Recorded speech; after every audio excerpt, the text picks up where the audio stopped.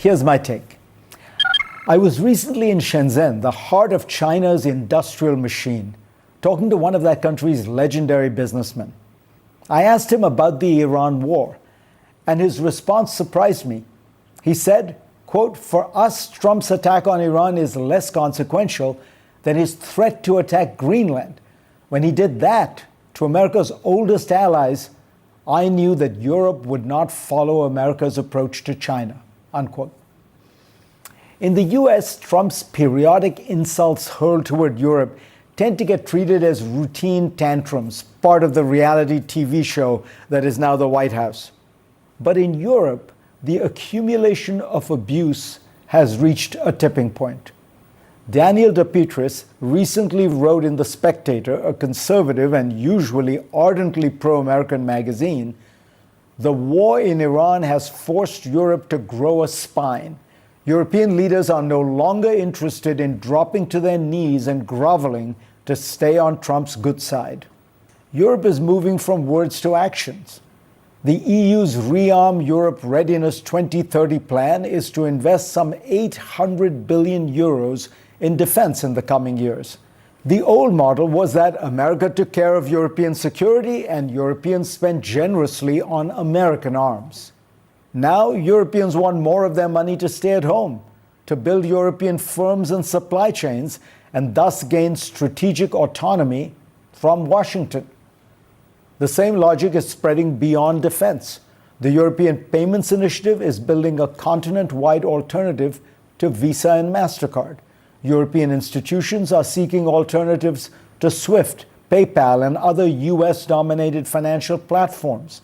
France has moved gold reserves from New York to Paris. Politicians in Germany and Italy have debated whether their countries should do the same. European governments are looking for alternatives to American software, fearing that US firms might one day be ordered to cut off critical services. This can all be dismissed as posturing, but let's remember, Europe is collectively the world's second largest economy, with the second most widely used reserve currency. Its actions matter. Perhaps the most revealing change is on the European right. Anti-Americanism used to be a doctrine of the left. Paris intellectuals, student radicals, anti-war parties. The right was instinctively Atlanticist. And Europe's populist right once saw Trump as its patron saint. But Greenland, Iran, and Trump's general contempt for Europe have made him politically toxic across the political spectrum. The Washington Post reported that figures such as Nigel Farage, Marine Le Pen, Giorgia Meloni, and Germany's AfD party have all been distancing themselves from Trump and American policy. Even in Hungary, J.D. Vance's speeches for Viktor Orban may have hurt Orban's electoral prospects. It goes beyond Europe. In Canada, Prime Minister Mark Carney has explicitly set out to reduce his country's dependence on the US market. He has already signed more than 20 economic and security deals, including with China, to grow exports beyond the US. Canadians, for their part, are buying less American and vacationing less in the US. Europe and Canada are not about to embrace China. They have serious conflicts with Beijing over Ukraine, subsidies, electric vehicles, critical minerals, market access. But both will play nicer with China where they can. They will hedge. They'll deal with Washington when they must, Beijing when it suits them, and others whenever possible. A recent foreign affairs essay by Chinese scholar Da Wei argues that for Beijing, the great new geopolitical fact is there is now a deep Europe-America divide, ready to be exploited. In Asia, America's allies have been hit harder than anyone. More than 80% of the oil and gas that passed through the Strait of Hormuz went to Asia. Now many countries on that continent are reeling from their worst energy crisis in half a century, perhaps in history. As a result, American allies like Japan and South Korea have had to go hat in hand to adversaries like Russia and Iran to negotiate for enough fuel to keep the lights on at home.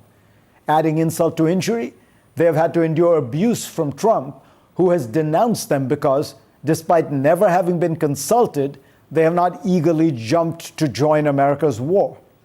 Many of them are now in talks with Beijing about energy security and green technology. One of the recurring questions about Donald Trump's foreign policy has been, how permanent are its effects? Could the United States recover from the loss of trust with its allies? As we can see, countries have started making long-term policy shifts, and these will soon take on a life of their own. They realized that they had entrusted their security and well-being to Washington, and it has used this dependence to squeeze them hard. So they've decided to buy insurance to protect themselves from an unreliable America. And who can blame them? Yesterday, President Trump canceled a U.S. delegation's scheduled trip to Pakistan for a potential second round of talks with Iran, claiming there was infighting in the Iranian leadership and that nobody knows who is in charge. On the other side, the top Iranian negotiator has questioned whether the U.S. is, quote, truly serious about diplomacy, unquote. This all comes amid a fragile ceasefire between the United States and Iran and a continuing blockade of the Strait of Hormuz by both sides. Joining me now to discuss this stalemate is a man with deep expertise in military strategy and tactics, retired U.S. Navy Admiral William McRaven. He has a new book out, Duty, Honor, Country, and Life, a tribute to the American spirit. Admiral, welcome. Always a pleasure to talk to you. I want to first ask you, just so that people understand, what is the situation as far as you can tell, and you are on the outside, at the Strait of Hormuz? Because, you know, in a sense, the Iranians say that they have blockaded it, and the Americans say, no, we have blockaded it just outside the Strait of Hormuz. There are reports that Iranian tankers are getting by through a very intriguing scenario where they essentially hug the coastline of Iran, which is not international waters, and then they hug the coastline of Pakistan, which is the next neighboring country, and then hug the coastline of India all the way to get to an Indian refinery. Is that plausible? And as far as you can tell, what is the state of play? Are all ships blocked? Are non-Iranian ships blocked? How would you describe it? Yeah, well, first, Fareed, great to be with you. Let me say at the outset, however, that I think you know I'm not a big fan of President Trump, but I am very happy that he and the First Lady and the members of his cabinet and the members of the White House Correspondents' Dinner are safe, and that the Secret Service and law enforcement just did an incredible job under a very chaotic situation. So very thankful for that. You know, to get to your question, I mean, the fact of the matter is we're at an impasse here. You know, from the Iranian standpoint, you talked about coming to the table. I don't think the Iranians want to come to the table, the negotiating table, until President Trump lifts the blockade. And of course, the blockade really is about blockading, you know, any and all cargo oil that is coming into or out of Iran and frankly, globally. So Trump feels like the blockade is his leverage. And of course, the Iranians won't come to the table until the blockade is lifted. If I were advising President Trump, I would say, look, take this opportunity to expand and open the ceasefire, make it go a little longer. Tell the Iranians that you will lift the blockade if they will open the Straits of Hormuz. I think that would get them to the negotiating table.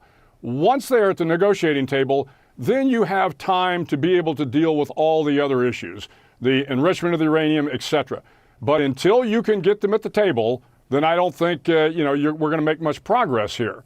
And so lift the blockade, because you can always flip a switch and put the blockade back in play.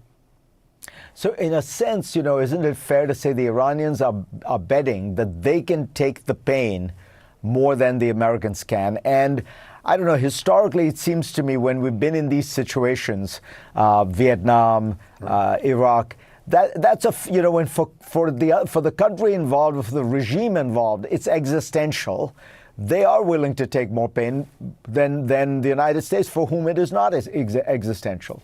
Yeah, absolutely. You know, Maureen Dowd had a great piece in the Times this week where she talked about the O. Henry story, The Ransom of Red Chief, you know, where a couple of hapless crooks kidnap a 10-year-old boy, and then they find out he's more trouble than he's worth, and they have to return him, and they have to pay $250 to the father.